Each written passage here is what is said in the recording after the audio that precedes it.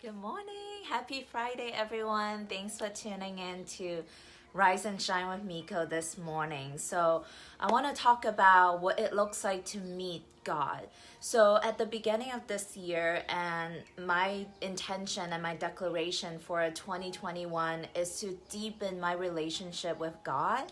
That was like my number one priority, and I set my heart fully intended to just getting closer to God. And when I made that intention, when I made that declaration, my mind was thinking that if I have a deeper relationship with God, then everything would be fine. Everything, life would get easier, solutions would just appear. But what I have came to realize, what God has really called for me to surrender into the bigger truth, is that when I am declaring and intending to meet God, I'm also choosing to meet everything, the good, bad, and the ugly, because God is in everything, right? Including what we would call the evil parts of humanity, like murder or torture, or the not so fun parts of life. And that's what getting to know God really looks like. It's not just the bliss, the joy, the fulfillment, the pleasure, the fun, the ease, but it's everything. That's what it looks like to fully embody, like radically embodying oneness, right? Merging with oneness, and not only choosing to stay in the positive, choosing to see the light without embodying and integrating the wholeness of life, the wholeness of humanity. And since 2021 has started, I really gotta say I've been so humbled to surrender, um, because life has, and I know I created it. I know I intentionally, subconsciously, whatever you want to say, like however you want to describe it, like I know 100% I source all of these beautiful challenges, yet oftentimes very painful, so that I get to this next level of unconditional acceptance, unconditional love. Um, Full transparency, like my eczema, like this skin flare up, you guys can totally see it. Like it's all over my body these past couple of weeks. Like it started Christmas time.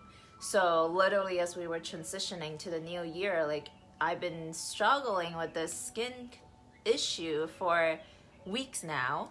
And every single day, like I was just fighting it, resisting it, because who wants to experience this, right? Like every day my skin like literally feels like it's burning, it feels like it's itchy, like it just, it's not fun, right? It takes up so much of my attention, it takes up so much of my energy, and I was just fighting it every moment of every day in these past couple weeks. And finally last night when I was like meditating, I just tapped into this next level of surrender, like this next level of unconditional love. Because when you get to like the bottom, the most bottom of like the pit, when you can't go anywhere anymore, life just forces you to surrender. Like it just forces you to let go of the fight, let go of the resistance, and just tapping into this place of, I feel a sense of love, like this deep sense of love and peace, regardless of what was going on with me.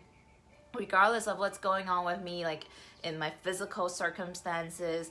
And I felt like I got this much closer to my spirit, to my heart, to God, to God's presence. And it's the most beautiful thing ever. Like I'm experiencing a next level of power where no matter what happens, that I am still able to access this level of peace. And it's powerful, like, now the way I'm living my life, it's really like moment by moment, moment by moment. Like there is no way I can even predict what's gonna happen next. Like there's no certainty. Like if you're gonna tell yourself like I'm planning this to happen in the next like couple months, that is such a arrogant way to live life, like thinking that you have it all figured out, when in reality is there's so much unknown, there's so much uncertainty that exists. There's infinite possibility in the potential of this moment, right? And if we're so egoically trying to say like this gets to happen, like it has to look this way 2 months from now, 6 months from now, then you are essentially very limiting yourself in a box. You're limiting yourself in a very narrow way of living when there's infinite possibilities that exist in this moment. So all of these challenges that life has really, I have sourced, that I've generated, that I've called into my life ever since 2021 has started, it really forced me to learn the next level of surrender, the next level of being okay with the unknown, being okay with who knows what's gonna happen next moment, like next second from now. And this is such a humbling way that God has really called me to live.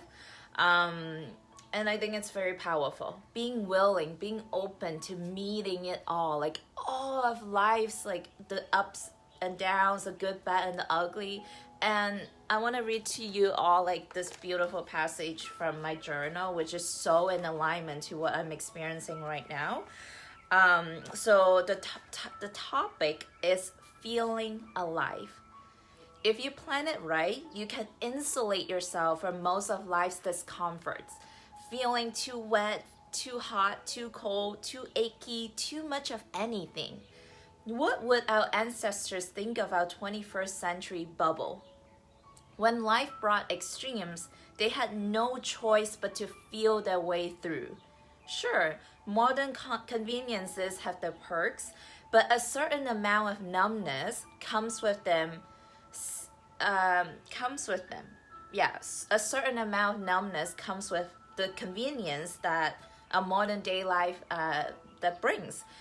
Same with our inner lives. There are countless ways to anesthetize yourself from feeling too deeply. Food, drink, drugs, screens, busyness. But what you gain in numbness, you will lose in joy. God designed you to feel. Your senses, your heart, they weren't given to you to control and manage. They were created to help you come alive in Christ. So when the tough stuff hits, take a moment to connect with Him first. You may discover new ways to move through life with your heart alive and free. And there's a Proverbs I want to read to you. Guard your heart more than anything else, because the source of your life flow from it. Proverbs 4-23. So powerful.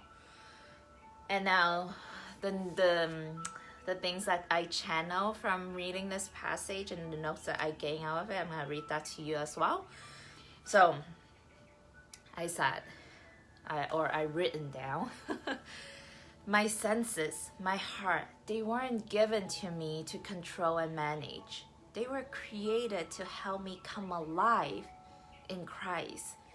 It is my egoic mind's resistance, the need to control, the pushback, the lack of acceptance that's creating all of my struggles. What if I met everything that comes my way today with a loving surrender, unconditional acceptance, peace, lightheartedness, and allowing it to be exactly as what is, with no backstory, with no worst case scenario projecting into the future. It just simply is. What if I met everything that come my way as simply is, right? Without my mind making up a story around it, without projecting into the future, the worst case scenario. What if I just met everything with a sense of surrender? Then choosing to tune inward, grounding back to the present moment, allowing God's presence into my heart, and choosing to feel unconditional love, choosing to feel unconditional joy, and choosing the infinite possibilities that exist in this now moment as a seed of potential that exists for me right now in this moment. So that's what came for me today. And I think it's so powerful that we get to feel and come alive in every aspects of our life, and no longer numbing ourselves with busy work, with social media, with food, with the news, with gossiping and complaining, and just fully be alive, meaning feeling through all of life's ups and downs, the bliss, the pleasure, the pain, the struggle, like feeling it all, so that we are coming fully alive. So that's what I would love to transmit to you all today on this Facebook Live. Let me know what's speaking to you. Let me know what's resonating with you. What came alive for you as you listen to my words. And I would love to hear all about it. So with that being said, I am sending so much love from my heart to you. Have an amazing day. I'll be back again for episode, I believe, 10 or 9 for the Blossoming Into You series. And we are going to be talking on how to love yourself in the darkest of times. So if that speaks to you, come join us at 9 a.m. Pacific time, and I'll see you soon. All right. Bye.